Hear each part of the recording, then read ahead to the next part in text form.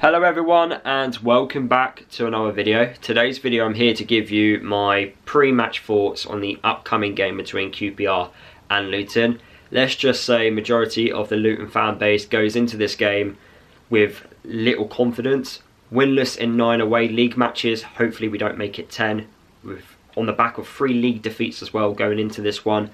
I guess the positives are, going into this game we have an opportunity to see 2 potential new signings in Lamine Dabu and also Christ Masoko. I think Dabu is the most likely one to be in the matchday squad. We'll soon find out. And also there's a potential chance that Alfie might be available for this game. I do think we've missed Alfie quite a lot. I did see a post on social media that he might be back for this game, so that would definitely go in our favour.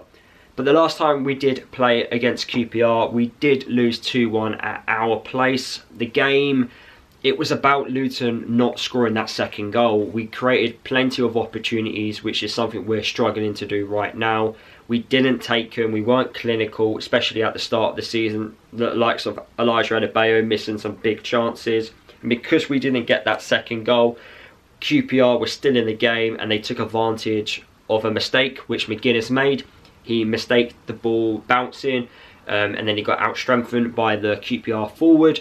And then QPR managed to get that goal. And then from that goal, the momentum was on their side. They got the second and they were able to hold on to that lead and win the game of football. Despite scoring that second goal, we did have 1 or 2 chances to get the equaliser and walk away with a draw.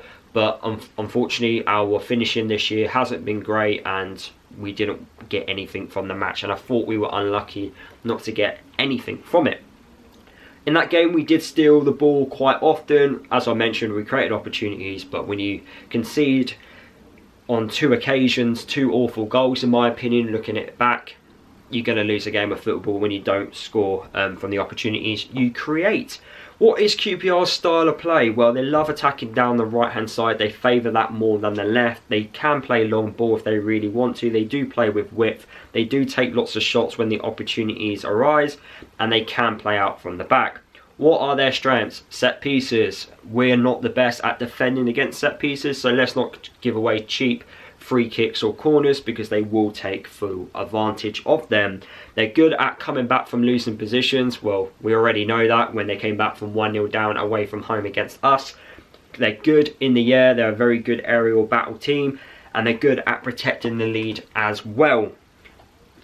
Moving on to their weaknesses. Every team does have a weakness. It's not just Luton.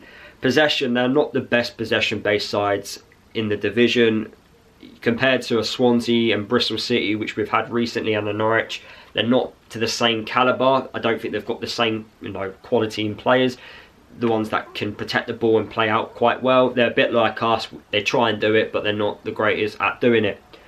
They're not clinical in front of goal, so despite maybe they get opportunities in front of goal, they're not the most clinical side in the division. They allow teams to shoot from range, a bit like what we do, so there's probably an opportunity throughout the game on Monday night against QPR where we might actually have some space and time outside the box to have a shot at goal.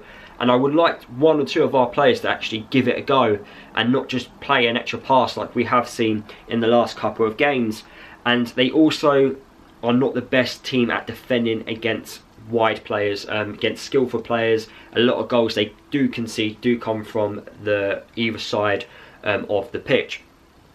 So let's go and talk about a few match facts for this game. QPR are 6th in the form table, which is not good.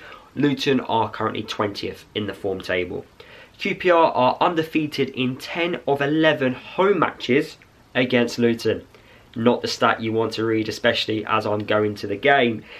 And they also Luton haven't kept a clean sheet in our last 9 games. Great stuff, great positive stuff. What would I like to see from this game? Well, I just want to point out my match reaction for this game against QPR will be out late. I am travelling to the game. I will be going by train, so I will be relying on the Great British, railway service to get me home on time, which I don't think will happen. But anyway, a match reaction will be out quite late, probably midnight, 1 AM in the morning. I feel like with me, we just need to stop this away rut which we're currently in. We need to just be able to just get a point. A point would just stop losing away from home. I feel like from that point onwards, you can build on that. But if we was to walk away and lose, that has to be the final nail in the coffin. You can't keep giving Rob Edwards more time. Even fans from other clubs are looking at us going, how have you not made the call yet? Yes, you've given him time, but you've given him more than enough now to try and change things, and he's still not doing it. But ultimately, look, I just want us to get back to winning ways. I don't care who the manager is. I just want us to get back to winning ways. I just want us to stay away from the bottom three. I do not want another relegation. I've seen plenty of relegations throughout my life. Luton Town, I swear down, every single season, it's a journey. It's like a mission. It's something happens. I just want a boring season sometimes.